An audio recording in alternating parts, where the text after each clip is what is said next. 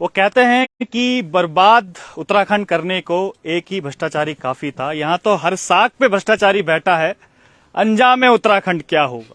तो ये जो कहावत थी अब उत्तराखंड पे सटीक बैठती है, क्योंकि एक उम्मीद जगी थी वीडियो वीपीटीओ भर्ती घोटाले के बाद कि अब शायद भर्ती घोटाले नहीं होंगे, लेकिन यूके ट्रिपल एससी तो बेवफा निकला ही निकला, उसके साथ साथ जिस पर उम्मीद थी वो भी बेवफा निकला। अब तो हंसी आती है इन सब मामलों को देखकर, क्योंकि लीक इतने होने लगे हैं कि अब मीम्स इतने बनने लगे हैं। आप फेसबुक पूरा पटा पड़ा है इनसे। लोग अब कह रहे हैं कि बच्चों के डायपर भी इतने अब लीक नहीं होते जितने ये पेपर लीक हो रहे हैं। क्यों ना जल संस्थान को इसको ठेका दे दिया जाए। बॉबी पंवार के पास सबसे पहले हम लोग आएंगे, क्योंकि बॉबी पंवार ने जो ये पहले ही चेतावनी दे दी थी यूके पीसीएस को, पीएससी को, कि कुछ ना कुछ गड़बड़ यहां पर होने वाली है। बॉबी भाई, सबसे पहले तो आप बताइएगा, जब ये मामला पता चला, क्योंकि आपके हाथ में मैं फाइल भी देख रहा हूं और आपने जो अधिकारियों से मुलाकात भी करी थी कि कुछ ना कुछ गड़बड़ है। वीडियो वीपीडीओ में आपने बोला था, उस समय लोग काफी हंसी मजाक कर रहे थे कि ऐसा हो ही नहीं सकता, लेकिन दोबारा ये हो गया। बड़ा आश्चर्य भी हो रहा है इस बात को लेकर। देखिए विजय भाई, यूकेएसएससी घोटाले के बाद यूके पीएससी के बारे में जब हमें हमारे संज्ञान में आया, तो हमने चीजें मीडिया में डालने के बजाय या पब्लिक डोमेन में डालने के बजाय हमने ये उचित समझा कि हम आयोग को जाकर उनकी जो ये चीजें हैं ये देकर आए और उन्हें कहें कि ये गड़बड़ी हो रही है, कहाँ से हो रही है, आप इसका स्पष्टीकरण हमें दीजिए। परंतु जिस दिन हम आयोग में जाते हैं, हरिद्वार जाकर हम ये चीजें हम कहते हैं कि आपके आयोग में गड़बड़ी हो रही है, और हमें ये भी पता था कि गड़बड़ी करने वाले अंदर के ही लोग थे। हमने ये बात वहाँ के सचिव के सामने रखी कि गड़बड़ी करने वाले अंदर के लोग हैं, परंतु उन्होंने मजाकिया तौर पर ये इस बात को लिया और कहा कि हमारे यहाँ तो ऐसी कुछ चीजें होती नहीं है, हमारे यहाँ भ्रष्टाचार नहीं होता है। जब उन्होंने ये कहा तो हमने उनके सामने कुछ 2015 पॉलिटेक्निक प्रवक्ता की जो चीजें हमारे पास थी, जो साक्ष्य थे, वो हमने उनके सम्मुख रखे। अब जब सम्मुख रखे तो थोड़ा उनके चेहरे में थोड़ा जो बेचैनी आ गई, और उसके बाद हमने कहा कि ये आपके ही आयोग का मामला है। उसके बाद हमने जो एसीएफ मेंस की एक कॉपी हम पे आई थी, जिसमें 17 नंबर बच्चे के काटकर बच्चे को बाहर कर दिया गया था, वो हमने रखी थी। अब आयोग आज कह रहा था कि वो मामला कोर्ट में चल रहा है, और जिस प्रोफेसर ने या जिस एग्जामिनर ने उस नंबर को काटे हैं, घटाए हैं, उसने भी अपना स्पष्टीकरण लिख कर दिया है। हमें नहीं पता क्या दिया है, परंतु जब आपके नियमावली में ये लिखा हुआ है कि कोई काटपीट, कोई ओवर राइटिंग आपके मुख्य परीक्षा की कॉपी में नहीं होगी, तो आपने 17 नंबर काट कैसे दिए? सबसे बड़ा भ्रष्टाचार ये हो रहा है। उसके बाद पीसीएस के कुछ कैंडिडेट कहते हैं कि जब पीसीएस की परीक्षा करवाई गई तो उसमें पेपर में सील नहीं थी, और जब मामला ये आता है, और हम इसलिए गए थे कि एई और जेई का जो रिजल्ट निकला था उसमें आपने रोल नंबर देकर सिर्फ रिजल्ट जारी किया, और ये आज तक बच्चों को नहीं पता कि किसके कितने नंबर है, ना कटअप पता है कि किस कैटेगरी में कितनी जो मेरिट गई है। तो ये लेते हुए हम आयोग गए और हमने कहा कि इस प्रकार से ये होना चाहिए, आप कैंडिडेट का नाम, फादर नेम और उनकी जो कटअप है वो जारी कर दीजिए। परंतु उन्होंने इसको भी मजाक के तौर पे लिया कि ऐसा हो नहीं सकता। लेकिन ये मैं बड़े सख्ते में भी हूँ, वीडियो वीपीडीओ इतना बड़ा घोटाला शुरुआत से आप लोग इसमें कह रहे थे, उसके बाद भी बॉबी पंवार को हल्के में ले लिया उन्होंने, कहा कि भाई कुछ हो नहीं सकता है इसमें। नहीं, देखिए, हल्के में लेना, भारी में लेना क्या है, हमारे पास तो कुछ नहीं है, सीधी सी ये बात है। हमें जब लगा कि हमारी बात को संज्ञान नहीं लिया जा रहा है, तो हमने फिर एक उचित माध्यम ढूंढा, और उचित माध्यम ये था कि हमने उत्तराखंड की विधानसभा के अंदर उपनेता प्रतिपक्ष भुवन कापड़ी जी द्वारा ये मैटर उठाया गया कि आपने एईजेई में जो है आपने 3 गुना की जगह 5 गुना ले लिए, और आपने नाम जहां सार्वजनिक होने चाहिए थे, जो कटअप जारी होनी चाहिए थी, वो आपने नहीं की। तो हमने एक उचित माध्यम ढूंढा था जिसमें मुख्यमंत्री धामी को भी पता है, इनके जो जितने भी खुफिया तंत्र है, एलआई हो, आईबी हो, विजिलेंस हो, इनको सबको पता है कि वहाँ क्या चल रहा था, क्योंकि हमने कुछ साक्ष्य उनको उपलब्ध करवाए थे। परंतु इसका संज्ञान न लेना, ये सीधे सीधे इशारा करता है कि सरकार किस प्रकार से इन माफियाओं को शय दे रही है, किस प्रकार से इन्हें राजनीतिक शय मिल रही है। वो तो हम धन्यवाद करना चाहेंगे एसटीएफ का कि जिन्होंने समय रहते ही इन चीजों का खुलासा कर दिया। जहां पर एक बच्चे की शिकायत पर उन्होंने कहा कि मुझे एक बंदे ने 5 क्वेश्चन बताए थे पटवारी में, और वो पांचों के पांचों क्वेश्चन वहां पर परीक्षा में आ गए। तो एसटीएफ ने ही समय रहते इसका खुलासा कर दिया और कहीं ना कहीं उत्तराखंड में लाखों बच्चों का जो भविष्य है वो सुरक्षित कर लिया। क्योंकि अगर ये मामला आगे जाके खुलता तो मुझे लगता कि काफी इसमें दिक्कतें आ जाती। अभी अगर खुला है तो हमें एक ये उम्मीद है कि जैसे यूकेएसएससी में सफाई हुई है, यूकेपीएससी में भी कार्रवाई हो गई है, तो अब उम्मीद है कि अब जो ये कार्रवाई रुकनी नहीं चाहिए। हम जो अब मैटर देंगे, सीएम साहब से मुलाकात करेंगे, एसटीएफ से मुलाकात करेंगे और जो चीजें हमारे पास यूकेपीएससी के संबंधित है वो सारी चीजें वहां पर देंगे, उस पर कार्रवाई करनी होगी। आज हंगामा वगैरह भी हुआ वहाँ पे, आप लोग गए हुए थे सारे, क्या कुछ रहा? मुलाकात हुई किसी से? सुनने में आया है कि वहाँ उन्होंने पूरी फोर्स लगा दी है।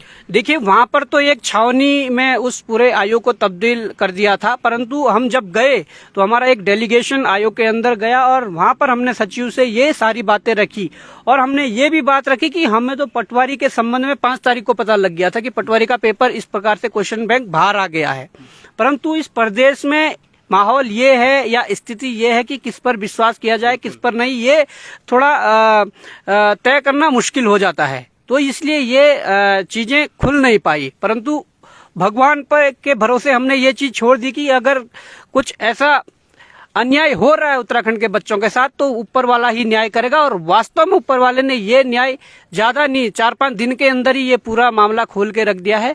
तो ये तमाम जो सारे लोग हैं यहाँ पर 100+ लोग जो वहां पर आज गए थे, हम सभी लोग, और हमने वहां पर जो बातें रखी, हमने ये रखी कि आप 22 तारीख को फॉरेस्ट गार्ड करवाने वाले, क्या गारंटी है कि फॉरेस्ट गार्ड का क्वेश्चन बैंक बाहर नहीं आया होगा, या आपने पीसीएस के जो एडमिट कार्ड जारी करने थे वो एडमिट कार्ड जारी होने से पहले उसका जो लिंक जो एडमिट कार्ड का था वो 2 दिन पहले आपका वायरल हो जाता है, वो लीक हो जाता है। तो ये किस प्रकार की गोपनीयता है। और जो चतुर्वेदी जिसकी गिरफ्तारी हुई है, उनके पत्नी की गिरफ्तारी हुई है, ऐसे कितने वहां पर वो बैठे हुए हैं। तो मैं ये कहना चाहूंगा सरकार से और आयोग से कि आपने जो आयोग में एक बार अपने आयोग की छटनी कर लीजिए, जो आपको संदिग्ध लगता है उसको वहां से तत्काल हटाइए। और धामी जी अनेक प्रकार के कानूनों की बात कर रहे हैं, अनेक प्रकार कानूनों को लाने की बात कर रहे हैं, परंतु आज तक जो है ये नकल रोधी जो कानून नहीं ला पाए हैं। शायद अभी मैं रास्ते में आ रहा था तो मैं न्यूज देख रहा था कि कोई कैबिनेट बैठक हुई है और उसमें ये फैसला लिया गया कि नकल रोधी कानून ला रहे हैं, परंतु इतनी देरी क्यों? तो ये तमाम सवाल है जिससे कि आज ये पूरा प्रदेश का युवा ये दुखी है और ये युवा ये कह रहे हैं कि कब तक इस प्रकार से हमें सड़कों पर लड़ना पड़ेगा। हमारा काम पढ़ने का था, ये लड़ने का नहीं था। परंतु बड़ा दुख है आज पूरे इन युवाओं को और पूरे प्रदेश के युवाओं को। वाकई में उत्तराखंड में ये चल क्या रहा है, वोट और नोट कितने हावी हो गए, जरा ये तमाम आप देखेगा चेहरे 228 वाले लोग हैं जो अभी भी धरने पर बैठे हुए हैं। एक तरफ आप ये देखिएगा सरकार जो है इनकी विज्ञप्ति जारी नहीं करती है, और दूसरी तरफ आप ये देखिएगा लगातार जो पेपर हैं वो लीक होए जा रहे हैं। अब समझ में नहीं आ रहा है, गढ़वाली में कहावत है, एक तरफ हंसी भी आ रही है और एक दूसरी तरफ आश्चर्य भी लग रहा है। ये हो क्या रहा है आखिर उत्तराखंड में?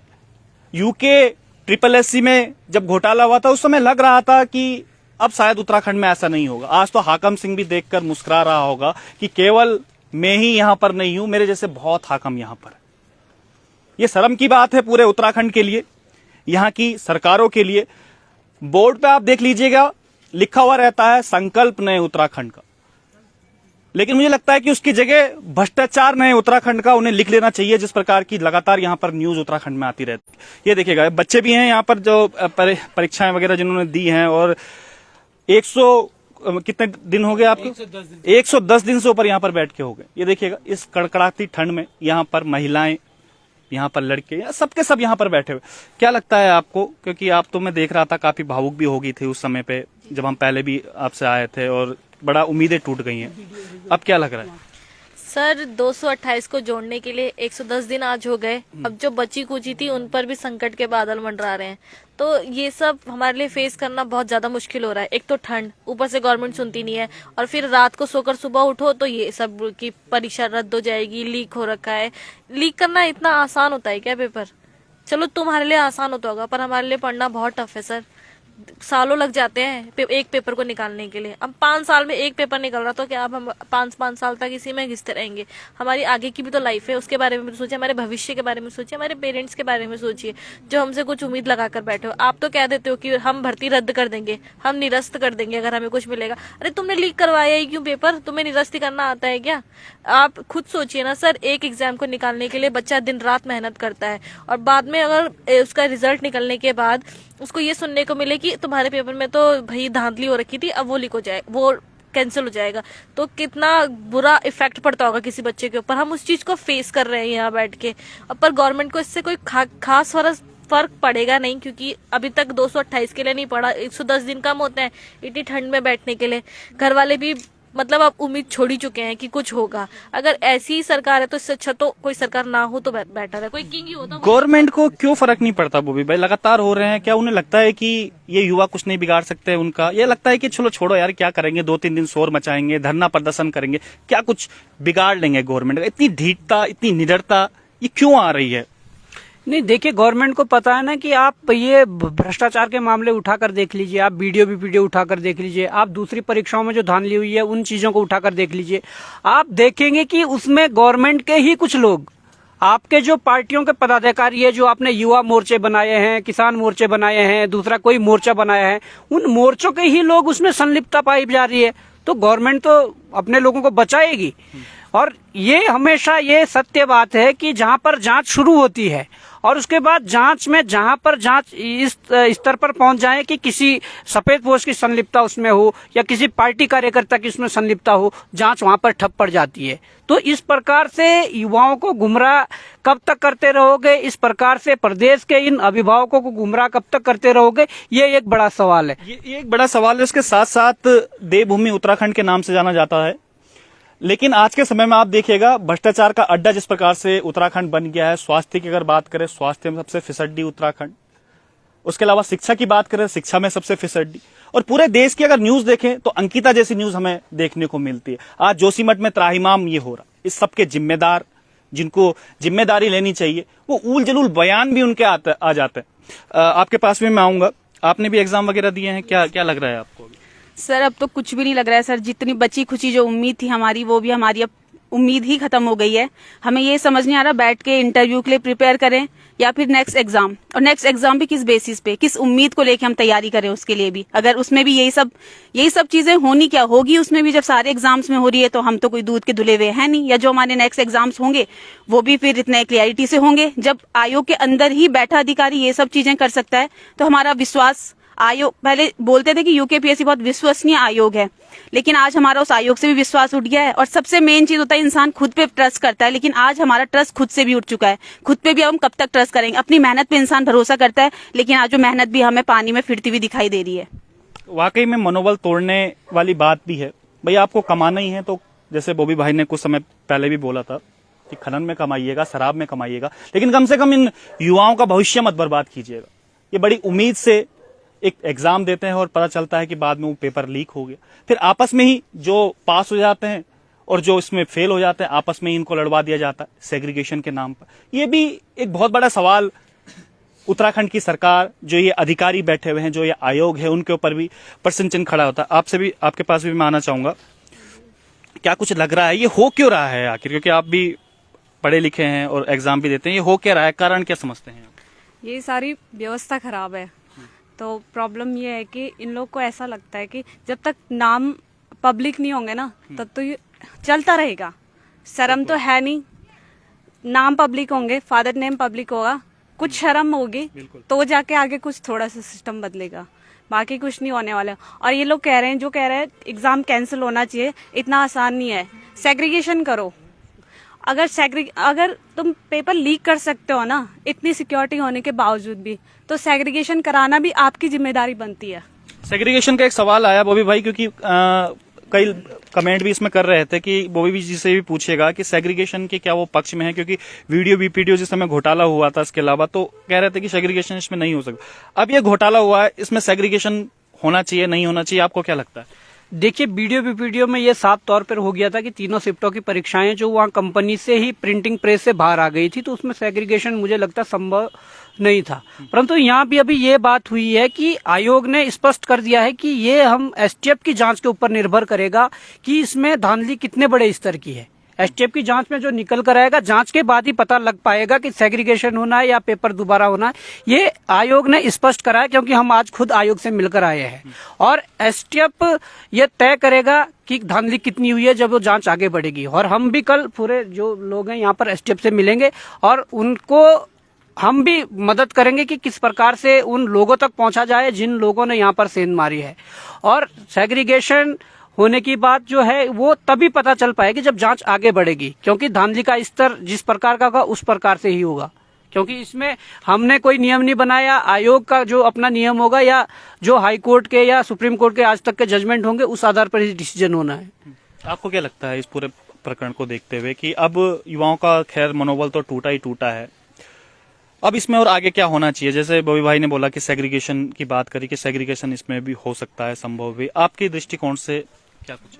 सर, सेग्रीगेशन के ऊपर तो मैं ये कहूंगा कि अगर धांधली बहुत माइनर लेवल पे हुई है तो दोबारा री एग्जाम कोई सॉल्यूशन नहीं। और अगर यार ज्यादा धांधली भी हुई तो उत्तराखंड में तो ये साबित हो गया कि री एग्जाम करवाने से कोई फायदा नहीं। देखो अब फिर पटवारी का पेपर लीक हो गया है, तो मेरे को ये लगता है कि ये देखा जाएगा कि कितना, उस हिसाब से फिर डिसीजन अथॉरिटी तो हम है नहीं, वो आयोग फैसला लेगा। और अगर माइनर पॉइंट ऑफ व्यू से कहीं पे धांधली हुई होगी तो सेग्रीगेशन किया जा सकता, तो कर दिया जाना चाहिए। ये तो आपस में लड़ाने की बात भी कर रहे हैं कि जो सेग्रीगेशन जिनका हो गया, जो पास जो हो गए हैं वो उनसे लड़ेंगे जिनका एग्जाम नहीं हुआ है। जैसे वीडियो बीपीडी में कई लोग जो हैं आपको आज के समय में कहते हैं कि वो भी तो वीडियो बीपीडी रद्द करवाने के पीछे तुला बता, ठीक चीजें इसमें भी आएंगे। तो आपस में जो दो गुट हैं इनको दो गुट सरकार बना रही है, आपका क्या नहीं, कहना है? वास्तव में यही स्पष्ट करने हम आज आयोग हरिद्वार पहुंचे थे और आयोग हरिद्वार ने यह स्पष्ट कर दिया कि जांच एसटीएफ के पास चली गई है और एसटीएफ की जांच से पता लगेगा कि धांधली किस स्तर की है। और उस स्तर